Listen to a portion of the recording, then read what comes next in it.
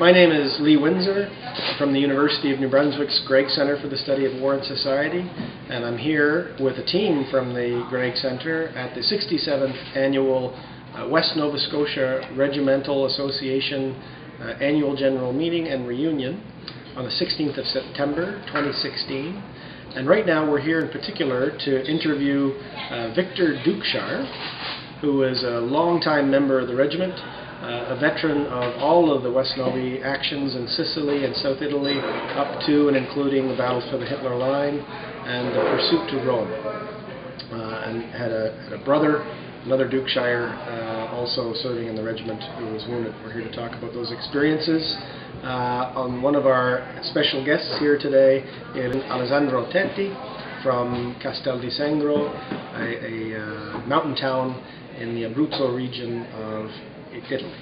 Victor, let's start from the beginning. I know we've talked a little bit about Castel di Sangro already, but if we could impose on you to go back to the beginning of the story at Castel di Sangro and what you remember about that time in your service in that area. Well, excuse me. Where we was when they come up, it was in the low spot, which is an area with the Italians used to mobile their trains. Right. But instead of coal, it was coke, and they had it all afire all the way along. But one that went across the intersection didn't get it. But anyway, we left down there that area, and we went up over the mountain we had two turnkeys or guys for bringing our luggage, stuff we couldn't carry on mules, and behind us. So they followed us, and we went right through. We got within shotgun range, I guess, of the area. We told them that they had to stay put there until we got up to the top, because they had a mule. Each had a mule, and they had a load of food for us for 2 days. And with it, we separated with the platoon. There was 36 of us, and the officer and one of the NCOs took one route, went around the island side, and another one, the other section, went the other way on the right hand side, looking at it, and we took the center one, which was when we got to the base, it was a man-made thing for a climb, a ladder sort of climbing, but it was with rock, and the rock was there. It was all done, and we went up there, and Garth and I, they were generally ahead of time. So your brother's name was Garth in your section? G-A-R-T-H. Yep.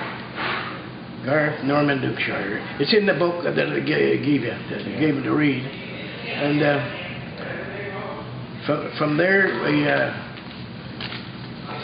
we started up and got ready to observe things. Put it this way, I should just tell you that we went halfway up the mountain to the top, and then it was raining like the devil. So the best thing to do, they said, was we'll go down so far and then take it from there. So we rigged up a ground sheet over us. We each had a ground sheet, and we stayed in there until such time as they said the time is ready and to go. So we had to go. We had to make our objective before the sun come up. Yes. But it was raining, so we knew there wasn't going to be any sun. But the daylight, when they could see us from a distance, but they didn't. We got right into the base, right to the base of the area where the monastery. Where it is, we got right to the base where we split and went around it, but went around it, they went around the base and each way so that they could meet anybody that needed going to give us trouble, which they did. with us all along, and we had one colored guy from Amherst, Nova Scotia, and he was a 6-footer, a well-built guy, and the regimental sergeant major said he didn't have to go in that line, in that battle at all. But he said that, well, that's only one more, that small clashes, but he didn't, and of all people to have to go, he lost his life there. And out of you that, don't remember his name? No, I think we can find it out. Yeah. I got find it. Because you remember he was from Amherst. Oh yeah, he's a black man. Amherst, dark color, a nice looking guy, and a good guy. He'd been doing our practice time and everything. He done his job right up to the date. And he didn't have to go, but he did. He wanted to go with us. And you were which platoon and Able Company? Baker number 12. Oh, Baker Company. Well, it's B Company. Yeah. We always called it Baker. Baker, platoon. Charlie, and everybody had a nickname. The same as Dukeshire. Yes. They never called me Dukeshire. I was Duke number 2, and my brother was number 1. Duke number 1, they was when they could call her. Now Duke number 2, I want to clarify something here. When you say the section split up, the platoon commander went with one section around the right, the sergeant went around the left, and your section went up the center. Do you mean at the base of the hill or at the base of the tower? The base of the tower. Okay. Like there was walls between us and the doors going in where we were, and we had observation from the 2 different positions. Yes. And they had gone, like one section had gone one way, and the other went the other way, okay. And then we went up the top, and then Hank Wright, I think his name. One guy was paralyzed. He was there with my brother alongside him. We put him up where he could get undercover. So, but apparently where they found him, the Germans had taken him and put him so that artillery wouldn't bother. They wouldn't be hit by artillery and one and the other. And they were both there. So the guy was paralyzed. They had to carry him all the way to get to the right of way. Now, whether or not they would go the other way, but I would think they went back the way we went. They would have to climb the other hill up. Right. But anyway, it was 3 days before they were back to where we were. So I know that railway line. It runs through the valley between the hill that the monastery is on and the hill that you started from. Yeah. So before you came down the valley, the night before we went to the top of the first hill, and there's where we put up and then we took the downhill and the runway along the waterway was going down there. Right. We took along that right up to where we got the wide right of ways to the. But this was actually dark. Yeah. And they had taken angles how we did do it, and we come right out to the base.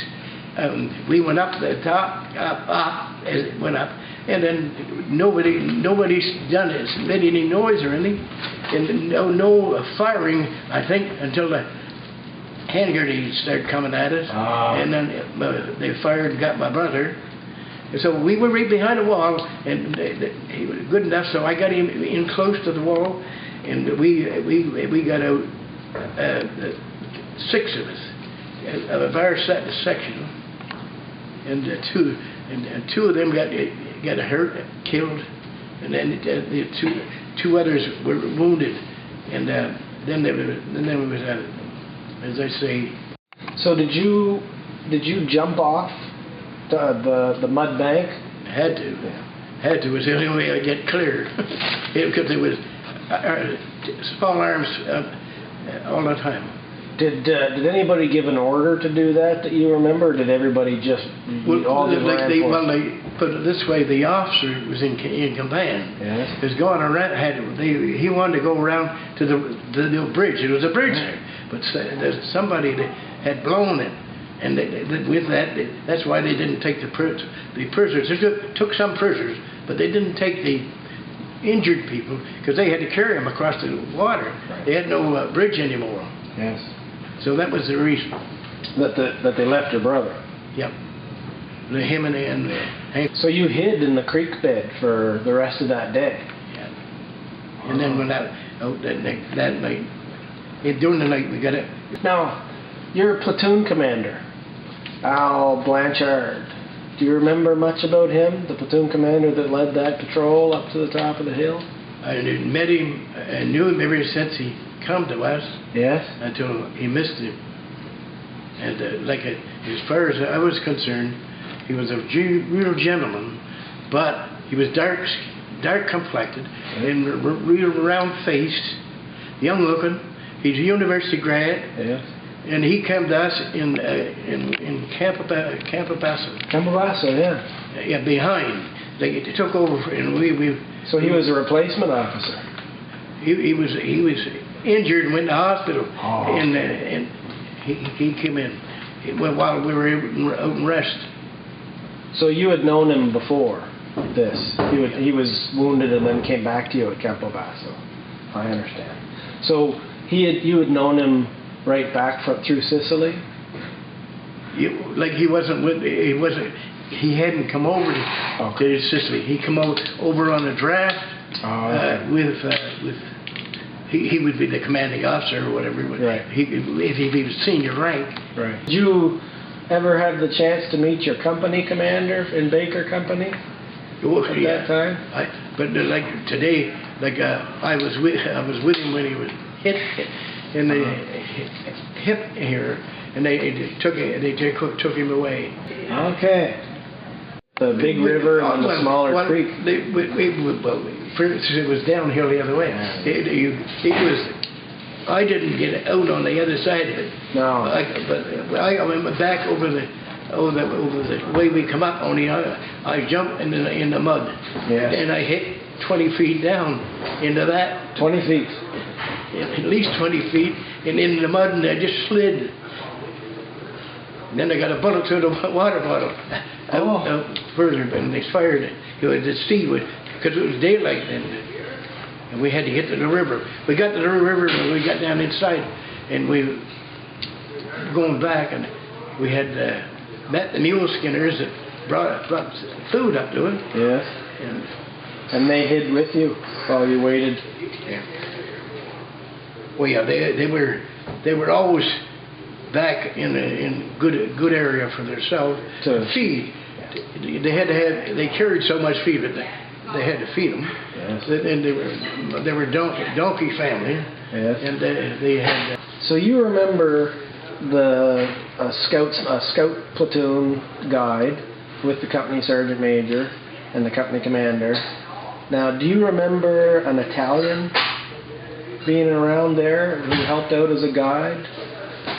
There's a fellow by the name of Angelo Petrakis who was around helping out at the time. I wonder if you remember seeing him. No. Like for instance, like when we moved back, we had to cover our tail, they call it, yes. And be observing whether we were being outflanked one way or the other, because we were traveling in country we knew nothing about, but we had come and we knew where we come. They had maps of that. Yes. And everything. But like once you got back at a range, we could get a path home to that. So you and your brother were running the Bren detachment in 3 sections? We had three Bren guns in a platoon, and each one had a sidekick, is what you call it. He was back with you to help hand you, because he carried as many ammunition magazines. Like I carried in my side, in the gun. I carried 5 magazines. This is marvelous, Victor. I have to tell you, your memory is amazing. Well, when you come from a big family, There was 8 of us in the family. And each one had to take the other's chores as he come up in range, like for instance to do